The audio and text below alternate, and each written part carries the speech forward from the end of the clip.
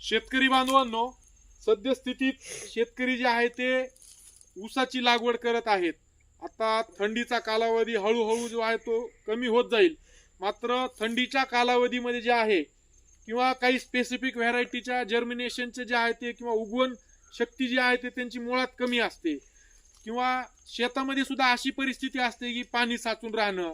तर मग अशा विपरीत परिस्थितीमध्ये बऱ्यापैकी शेतामध्ये जे आहे ते तुटाळ होते आणि मग हे तुटाळ भरून काढण्यासाठी शेतकऱ्यांना, कारण की ऑलरेडी आधी लावलेला ऊस तो येत असतो उगवून आणि नंतर तिथं तुटाळ दुसऱ्या कांडीची लावायची म्हटलं तर ते महाग पुढं होतं. मग अशा ठिकाणी नाईलाजानं शेतकऱ्यांना काय करावं लागतं की बाहेरून नर्सरी चालकांकडून जे आहे ते रोप घ्यावं लागतं. आता काही आम्ही अनुभव आमचे असे आहेत की आता 6 एकरामध्ये एका शेतकऱ्याला अक्षरशः 30,000चं रोप जे आहे ते खरेदी करावं लागलं आणि ते लावण्यासाठी तो खर्च वेगळाच, आणखीन त्याच्यासाठी वाहन भाडं हे ते आणखीन वाढत गेलं. तर हे जे काही आपला खर्च वाढतोय तुटाळ भरण्यावर, तर तो जर आपल्याला कमी करायचा असेल किंवा ऊस लागवडीमध्ये सुद्धा आपला जो काही बेण्यासाठी जो काही खर्च आपला प्रचंड मोठ्या प्रमाणामध्ये होतोय तो जर आपल्याला कमी करायचा असेल तर सुपर केन नर्सरी तंत्रज्ञान जे आहे तर ते निश्चित फायदेशीर असल्याचं जे आहे ते शेतकऱ्यांच्या अनुभवावरून जे आहे ते सिद्ध झालेलं आहे. मागील वर्षी सुद्धा आम्ही 60 शेतकऱ्यांच्या शेतावर हे प्रयोग केलेले आहेत आणि ते 100% सक्सेसफुल जे आहे ते झालेले आहेत. त्याच्यामुळं रोपावर बाहेर जो काही नर्सरी चालकांकडून जो काही आपण जे काही खर्च तिथं होतोय तो सुद्धा कमी होतो आणि चांगल्या बेण्याचं म्हणजे बेने प्लॉट आपण स्वतः निवडत असल्या कारणानं दर्जेदार ऊसाचं रोप जे आहे ते आपण आपल्या घरी तयार करू शकतो या सुपर केन नर्सरी तंत्रज्ञानाच्या माध्यमातून. तर असाच एक नाविन्यपूर्ण असा प्रयोग देवळा येथील प्रगतीशील शेतकरी श्री देवरवाडे यांनी केलेला आहे. तर हा कशा पद्धतीने केलेला आहे आणि ह्या सुपर केन नर्सरी तंत्रज्ञानाचा फायदा त्यांच्या सोबतच त्यांच्या आसपासच्या इतर शेतकऱ्यांना सुद्धा कशा पद्धतीने होतोय, तर ती जी माहिती आज आपण इथं या ठिकाणी घेऊ. रघु, नमस्कार. तुमचं पूर्ण नाव, गावाचं नाव आणि तुमचा मोबाईल नंबर सांगा. नमस्कार, मी रवींद्र भानदास देवरवाडे, राहणार देवळा, तालुका अंबाजोगाई, जिल्हा बीड. Mobile number 9823 80 88 67. सरांनी जी माहिती सांगितली किंवा सुपर केन नर्सरी, तर आपण तुटाळ लावणीच्या अनुषंगाने किंवा रान तयार करणे सरी वाढण्याच्या आधी एक 15 ते 20 दिवस किंवा 1 महिन्याना आधी जर आपण रोप लागवड जरी करायची असली तरी आपण सुपर केन नर्सरी आपण तयार करू शकतो. आणि जर लागवड केली ऊस लागवड केल्यानंतर सुद्धा तुटाळ भरण्यासाठी आपण त्याच बियाण्यातून उरलेल्या सुपर केन नर्सरी तयार करू शकतो. या ठिकाणी आता आपण जी ही नर्सरी दिसते ती ही 500 किलोच्या ह्याच्यामध्ये आहे. साधारण आता ह्याला 3200 रुपये टनाप्रमाणे या ठिकाणी बेन आणलं होतं. तर हे 1600 रुपये साधारण त्याचा ह्या बेण्याचा खर्च आला फक्त 500 किलोचा. आणि 2 दिवस 2 मजूर फक्त लागले त्याला. आणि त्याच्यामध्ये एक डोळा पद्धतीने अशी ही सुपर केन नर्सरी या ठिकाणी तयार केली. खाली पूर्ण खाली जी आहे ती पॉलिथिन आतरलं गेलंय मेन कापड, म्हणजे जेणेकरून डोळा म्हणजे काढताना अलगद उपसून निघावा आणि त्याच्यामुळे खाली जमिनीत जाऊ नये. बरोबर. दुसरी गोष्ट ह्याच्यामध्ये जी आपल्यापाशी जी उपलब्ध होती ती काळी माती आणि कुजलेलं शेणखत, ह्या दोन्हीचाच वापर या ठिकाणी आपण केलेला आहे. त्याचा खर्च काही आलेला नाही. बीज प्रक्रियेसाठी साधारणतः समजा 1-200 रुपयाचं आपल्याला साप आणि कीडनाशक आणि बुरशीनाशक त्याचा फक्त वापर केलेला बीज प्रक्रियेला. एक डोळा पद्धतीनं हातानं त्याचे एक डोळा पद्धतीनं असे कट केले आणि पूर्ण असे आतरून घेतलं. आतरून घेऊन पुन्हा त्याच्यावर माती टाकली. पहिल्यांदा थोडी आधी माती टाकली. माती टाकून जमिनीतली जी काही बुरशी आहेत तर त्याचा संसर्ग होऊ नये म्हणून आधी ते माती भिजवून घेतल्यानंतर त्याला बुरशीनाशकची फवारणी केली. परत पुन्हा ह्याला ट्रीटमेंट केली बीज प्रक्रियेची आणि परत हे डोळ्याचे पूर्ण असे आच्छादन करून लावून घेतले आणि त्याच्यावर पुन्हा काळी माती टाकून घेतले शेणखत. ही जी माती टाकली त्याचा किती थर येऊ द्यावा लागला तुम्हाला? आता ही पूर्ण हे बुजू दिलं फक्त आपण, म्हणजे नॉर्मल पद्धतीने डोळा पूर्ण म्हणजे बुजू दिला आणि बुजविल्याच्या नंतर पुन्हा परत पॉलिथिन त्याच्यावर जर्मिनेशन चांगल्या पद्धतीनं उगवण क्षमता त्याची चांगली व्हावी म्हणून त्याला पॉलिथिन पूर्ण असं झाकून घेतलं.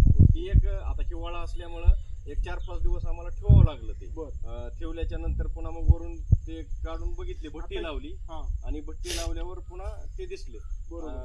त्याच सावलीमुळं काही विपरीत परिणाम झाला? सावलीमुळे काही विपरीत परिणाम परिणाम झाला नाही, पण थोडा फरक जे झालेला आहे ते. बरं. कारण जेवढा उन्हात होता हा हा ती त्याची इकडचं. वाढ हा ही चांगली झपाट्यानं आणि चांगले बरोबर. तजेलदार होतं. खरंय. आणि सावलीत होतं ते त्याला जरा वेळ लागला वाढायला उगवायला बी आणि ही वाढायला बी वेळ हळूहळू लागला. उगवून असे हे दोन फरक झाले. बरोबर. परंतु सावलीला ह्याच्यासाठी केलं किंवा ही आपली वेस्टेज जागा होती खरी गोष्ट बरोबर. आणि हे इकडं आपल्याला ऊस लावायचा लावायचं होतं. हो. मग त्याच्या अनुषंगाने बुवा आपली म्हणजे पडक जमीन म्हणजे राहुनी आपली हो. जमीन राहुनी त्याचा बरोबर. सदुपयोग करावा म्हणून या झाडाच्या खाली लावला. आता ही जी प्रयोग केला हे चांगल्या थंडीमध्ये झालेला आहे. थंडीमध्ये झालेला. तरी सुद्धा एवढी सावली असूनही आणि 15-0-12च्या बाबतीत आमचे अनुभव असे आहेत की बऱ्यापैकी जर्मिनेशन लॉस तिचं जास्त होतोय, उगवण क्षमता तिची कमी आहे. तरी सुद्धा एवढ्या विपरीत परिस्थितीमध्ये सुद्धा उत्कृष्ट वाढ जी आहे ते आणि जर्मिनेशन किती टक्के जर्मिनेशन झालं असेल असं जो जेवढे डोळे कारण साधारणतः आता ह्या एक डोळा पद्धतीने माझ्या माहितीने म्हणजे 6,000च्या पुढून डोळे त्याचे ही केलते म्हणजे बरं, लावले होते. हा. तर जवळजवळ एक 10-15% फक्त उगवण क्षमता झाली नसेल असं वाटतं. ओके. कारण सगळेच जवळजवळ ह्याचे उगवले असे निदर्शनात आले. आता हे जे प्रमुख कारण जे आहे ते हे आहे सॉइल कल्चर. लावलेले जे रोप आहेत ते मातीमध्ये लावलेत, त्याच्यामुळे जर्मिनेशन हे कोकोपीट पेक्षा ह्याच्यामध्ये 100% चांगलं जे आहे ते भेटते. हे असे आमचे जुने अनुभव आहेत.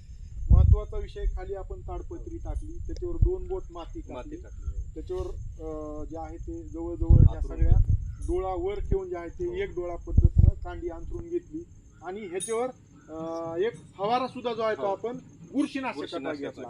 नुसत्या प्लेन मातीवर सुद्धा तो जो आहे तो घेतला. तो साफचा घेतला. किती ग्राम न घेतलं ते तुम्ही?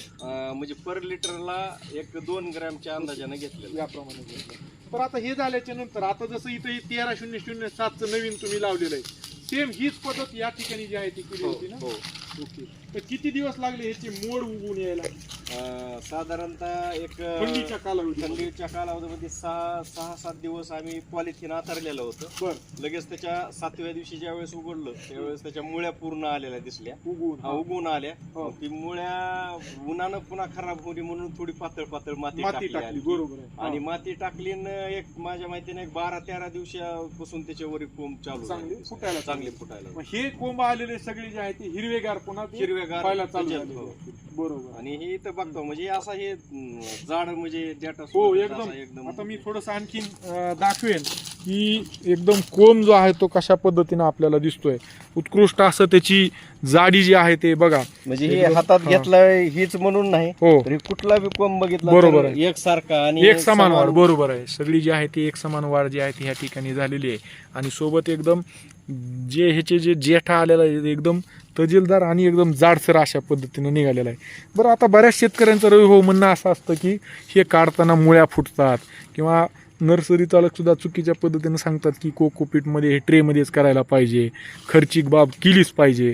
असं काही आहे का? हे तुम्ही आता तुटाळ लावली ही जी आहे समजा, हा, तर कोकोपीट पेक्षा समजा आता आपण शेणखताचा वापर केला हो. काळ्या मातीत आणि हो. ह्याच्यात, हा, कारण एकतर ही साधारण आदरच राहते. बरोबर आहे. त्याच्यामुळे जमीन ही जी माती जी आहे ती पूर्ण मुळ्या खाली घुसत नाहीत. आणि खाली मुळ्या घुसत नाहीत आणि हा. सहज हे असं उपसलं जातंय. बरोबर आहे. आणि कोकोपीट मध्ये आपण समजा ट्रे मध्ये जे करतो होय. तर त्या ट्रे मध्ये काय असते की अंतर कमी असते त्याला. हो, त्याला समजा त्या ह्याला राहिला कॉईल होऊन बसते ती. आणि त्याच्या जरी मुळ्या बघितल्या तर एका साईडला मुळ्या येतात. बरोबर अशा आहे. दोन्ही साईडला ना. आणि ह्याला जर बघितलं तर ह्याला चौकून मुळे आहेत अशा. बरोबर आहे. म्हणजे चौकून मुळे येतात. हा. आणि ह्याला साईज बी आपल्याला मोठी ही करता येते. लागवड करायला व्यवस्थित राहतंय. होय, आणि 100% म्हणजे 99% ह्याचं रोप मरतच नाही. खरी म्हणजे गोष्ट. जरी समजा आपण आता वल्यामध्ये लावलं हो, तर ही रोप 100% म्हणजे जीवन राहू शकतं. हा. जी कोकोपीट मधलं राहू कारण शकत त्याला नाही. शॉक लागतंय खरंय. ह्याच्यातलं उपसून त्याच्यामध्ये. आणि ही बरोबर. मातीतलंच रोप तयार केलेलं हो, असल्यामुळं